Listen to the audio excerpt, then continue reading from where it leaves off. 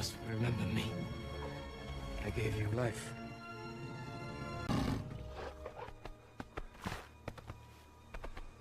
हजार साल पहले की बात है।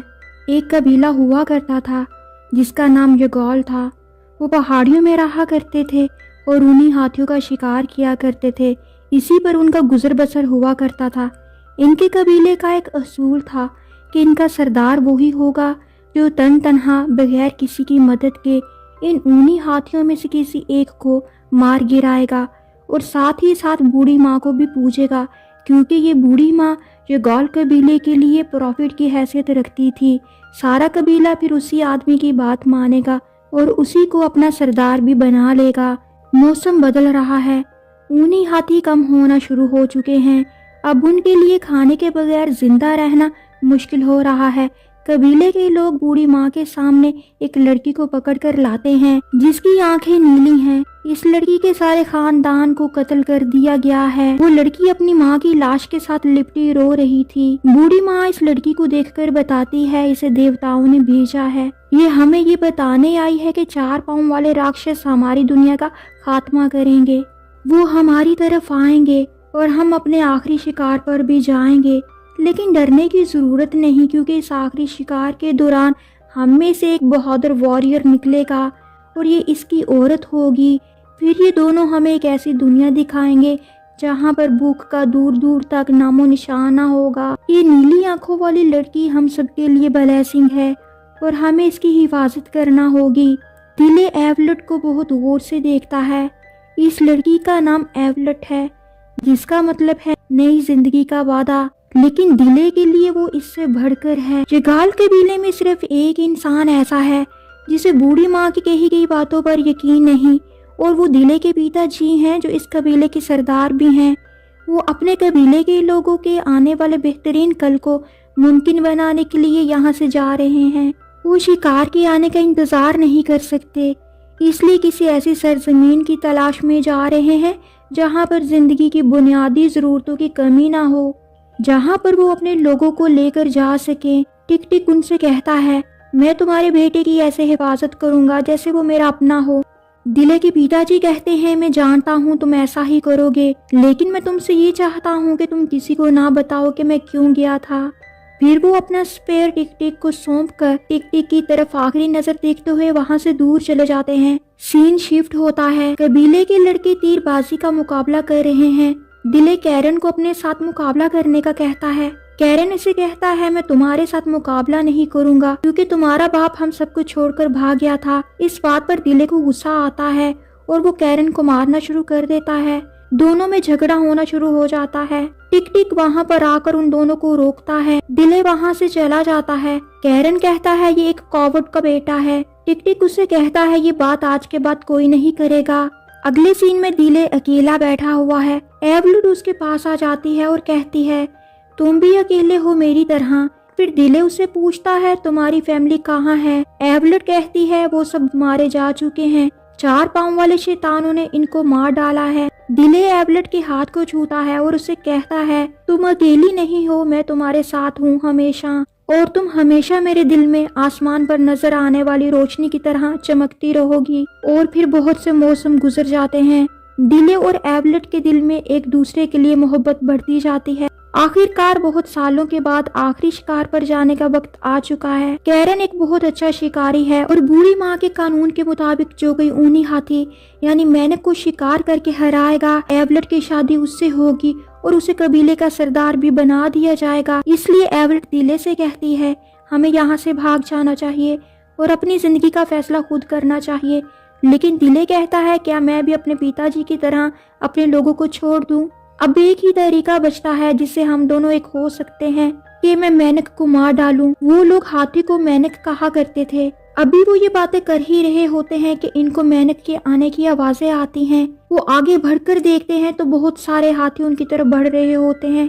सारे शिकारी अपने शिकार के लिए तैयार खड़े हो जाते हैं। टिक टिक उनसे कहता है, आज मैं मेनक को नहीं मारूंगा, आज तुम में से कोई एक मेनक को मारेगा और जो कोई ऐसा करेगा मैं उसे अपना सफेद बर्छा दे दूंगा और वो सरदार कहलाएगा। पहला बार कैरन करेगा।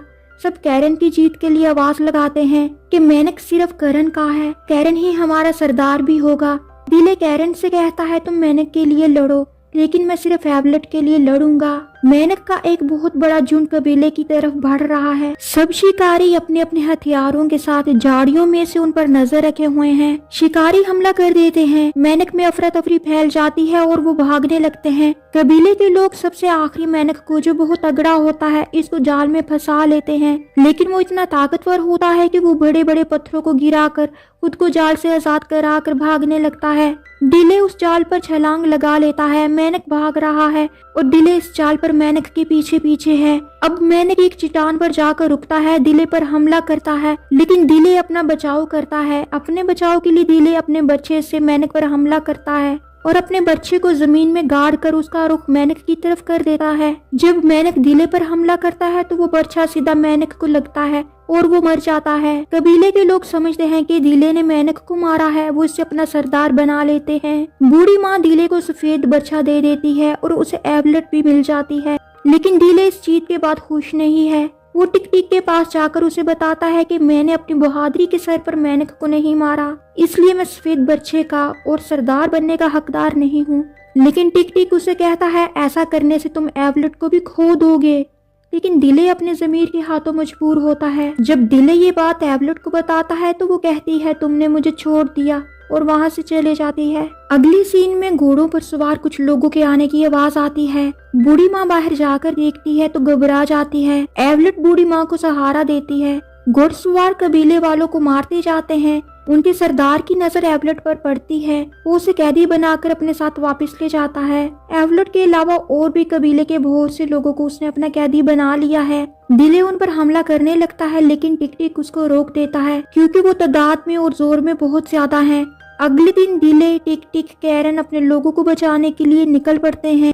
उनका मनसूबा घुड़सवारों के पीछे जाने का है। एक लड़का भी इनके पीछे पीछे है जिसकी माँ को उन घुड़सवारों ने मार डाला है। उसका नाम बाका है। बूढ़ी माँ उनके सफर को अपनी स्पिरिचुअल पावर से देख रही होती है। वो जानती है जो हंटर्स जा रहे हैं वो फातिहा बनकर लूटेंगे। चलते चलते इनको रात हो जाती है। टिक टिक कहता है हमें खाना खाना चाहिए और सोना चाहिए, लेकिन दिले सफर जारी रखना चाहता है। टिक टिक उसे कहता है मुझे अंधेरे में कुछ नजर नहीं आ रहा, क्या तुम्हें नजर आ रहा है? फिर वो रुक जाते हैं, सोने के लिए लेटते हैं और वो सो जाते हैं। अगली सुबह वो दोबारा से अपने सफर का आगाज करते हैं। इनको अपने पीछे किसी के चलने का एहसास होता है। वो बाका है। टिक टिक उसे डांट कर कहता है तुम यहाँ क्यों आए हो, वापस जाओ। लेकिन बाका कहता है मैं वापस नहीं जाऊंगा, उन्होंने मेरी माँ को मार डाला है। फिर बाका भी उनके साथ शरीक हो जाता है। अब वो चट्टानों पर चढ़ रहे हैं। टिक टिक एक पत्थर को उठाकर कहता है इनमें अभी भी आग है, जिससे साफ जाहिर होता है वो घुड़सवार यहाँ से होकर गुजरे होंगे। एवलेट को वो जगह भी नजर आती है जहाँ पर 4 पाँव वाले शैतानों ने उसके माता पिता को मारा था। उनके साथ चलते हुए एवलेट को पता चल जाता है कि 4 पाँव वाले शैतान भी उन घुड़सवारों के कैदी हैं। घुड़सवार चलते हुए एक जंगल में पहुंच जाते हैं। उनके पीछे पीछे युगाल कबीले के लोग भी पहुंच जाते हैं। जंगल में खूनख्वार परिंदे उन पर हमला करते हैं। दिले एवलेट को लेकर भाग जाता है, लेकिन टेरर बर्ड उन पर हमला करने लगते हैं। दिले एवलेट और बाको को एक ट्री पर बिठाकर टेरर बर्ड्स को अपने पीछे लगाता है। टेरर बर्ड से पीछा छुड़ाकर जब दिले ट्री के पास वापस आता है तो वहाँ एवलेट और बाकू नहीं होते। घुड़सवारों ने उन्हें दोबारा से पकड़ लिया है। इस लड़ाई में टिक टिक बुरी तरह से घायल हो चुका है और कैरन मारा जा चुका है। दिले टिक टिक को जंगल से बाहर ले आता है। वो आग जलाकर टिक टिक के जख्मों को जलाता है, फिर उसके लिए खाने का इंतजाम करने निकल जाता है। वो हिरणों के पीछे भागता हुआ एक टाइगर पिट में जा गिरता है। जब उसे होश आता है तो बारिश हो रही होती है। घड़े में पानी भरता जा रहा है। उसे अपने सामने एक शेर नजर आता है जो डूबने वाला है, लेकिन वो बाहर नहीं निकल पा रहा क्योंकि उसका एक पाँव एक ट्रैप में फंस चुका है। दिले उस शेर की मदद करना चाहता है, लेकिन उसे आजाद करने से पहले दिले उसे कहता है मैं तुम्हें आजाद करूंगा, लेकिन फिर बाद में तुम मुझे ना खाना। दिले उसे ट्रैप से आजाद करता है। शेर उसकी तरफ आकर उसे सूंघ कर वहाँ से चला जाता है। फिर दिले भी पिट से बाहर निकलकर टिक टिक के पास चला जाता है। वहाँ पे टिक टिक दिले को कहता है कि मुझे इस दिशा से चिल्लाने की और लोगों के रोने की आवाजें आई थी। ऐसा लगता है यहाँ पर किसी ने हमला किया होगा, हमें वहाँ जाना चाहिए। फिर दिले और टिक टिक उस दिशा को जाने लगते हैं। जैसे ही वो वहाँ पहुँचते हैं उनको वहाँ खाना पड़ा हुआ मिलता है। वो दोनों काफी दिन से भूखे होते हैं, फौरन खाना खाने लग जाते हैं, जबकि उस कबीले के लोग आकर उन पर हमला करने लगते हैं। टिक टिक और दिले अपना बचाव करने के लिए इन पर जवाबी हमला करने लगते हैं। इतने में किसी शेर के दहाड़ने की आवाज बहुत पास से आती है। वो शेर टिक टिक और दिले की तरफ आता है। कबीले के लोग भी शेर से डर जाते हैं। अब दिले शेर को कहता है, मैं वही हूँ जिसने तुम्हारी जान बचाई थी। शेर दिले को देख के फिर से सूंघता है। कबीले के लोग ये सब देख रहे होते हैं। शेर दिले को सूंघने के बाद कबीले वालों की तरफ बढ़ता है और इन पर दहाड़ते हुए वहाँ से चला जाता है। इस कबीले का नाम नाकू कबीला है। नाकू कबीले के लोग दिले से पूछते हैं, क्या तुम स्पेयर टूथ से बात कर सकते हो? क्योंकि इनके बिलीव के मुताबिक जो कोई स्पेयर टूथ यानी शेर से बात करेगा वही नाकू कबीले के लोगों को बचाएगा भी। नाकू कबीले के लोग फार्मर हैं और वो खेती बाड़ी करके अनाज पैदा करते हैं। वो फौरन ही दिले को अपना मेहमान बना लेते हैं। वो इन दोनों को खाना देते हैं और रहने के लिए कमरा भी देते हैं। दिले को उनका खाना बहुत तीखा लेकिन अच्छा लगता है, जिस पर नाकू कबीले के लोग खुश हो जाते हैं। दिले को नाकू कबीले से पता चलता है कि उसके पिताजी भी इनके पास आए थे। फिर कुछ लोग उनको बंदी बनाकर ले गए थे। उस रात टिक टिक दिले को बताता है कि तुम्हारे पिताजी बुज़दिल नहीं थे। वो कबीले के लोगों की भलाई के लिए जमीन की तलाश में निकले थे। वो एक अजीम इंसान थे। दिले टिक टिक से कहता है, तुम मुझे ये बात आज बता रहे हो इतने सालों के बाद। इधर नाकू कबीले के लोग आसपास के सब कबीलों को जमा करके इनको दिले के बारे में बताते हैं कि वो स्पेयर टूथ से बात कर सकता है और ये हमारे लोगों को बचाकर वापस लाएगा। सब कबीले दिले के साथ खड़े हो जाते हैं, क्योंकि हर कबीले पर घुड़सवार हमला करके उनके लोगों को कैदी बनाकर ले जाते हैं। वो सब अपने बच्चों भाइयों को छुड़ाना चाहते हैं। वो सब लोग एक बड़े झुंड की शक्ल में रेगिस्तान में निकल पड़ते हैं। उनको दरिया में कुछ कश्तियां नजर आती हैं। उन कश्तियों में कैदी होते हैं। बाकू और एबलट दिले को देखकर आवाजें लगाना शुरू कर देते हैं। घुड़सवार सब कैदियों को खामोश करा देते हैं और देखते ही देखते सब कश्तियां गायब हो जाती हैं। कश्ती में बैठे हुए कैदियों को उम्मीद नजर आती है कि दिले उन्हें बचा लेगा। उनकी डेस्टिनेशन स्नेक ऑफ द आई है, जहाँ तक जाना आसान नहीं। बीच में ना खत्म होने वाला रेगिस्तान है। जो कोई इस सफर पर जाता है जिंदा वापस नहीं आता। लेकिन दिले कहता है, हम आई ऑफ द स्नेक जाएंगे और अपने लोगों को बचाकर वापस भी आएंगे। उनका सफर शुरू हो जाता है। रेगिस्तान ना खत्म होने वाला समंदर है। कई दिन तक वो एक ही जगह सर्कल में घूमते रहते हैं। दिले के साथ ही गर्मी धूप प्यास से मरने लगते हैं। वो आराम करने के लिए फिर से रुक जाते हैं। इधर रेगिस्तान में रात के वक्त दिले बैठा हुआ है।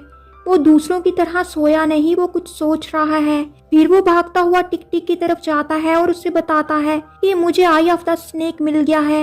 वो देखो आसमान की तरफ वो रोशनी। याद है ना गांव के लोग क्या कहा करते थे, ये सूरज के नीचे रेस्ट करती है और चांद के नीचे मूव नहीं करती, और यही आई ऑफ द स्नेक की तरफ लेकर जाएगी।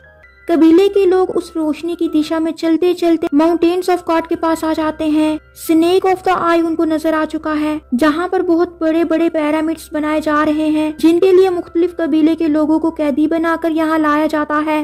फिर इनसे काम लिया जाता है। दिले को लगता है ये तादाद में बहुत ज्यादा हैं, इनसे मुकाबला करना मुश्किल होगा। इन लोगों के अपने खुदा हैं और अपने खुदाओं को खुश करने के लिए वो इंसानों की बलि दे देते हैं। दिले गुलामों के पास जाता है और उनको बताता है कि मैं तुम्हें यहाँ से आजाद करा लूंगा।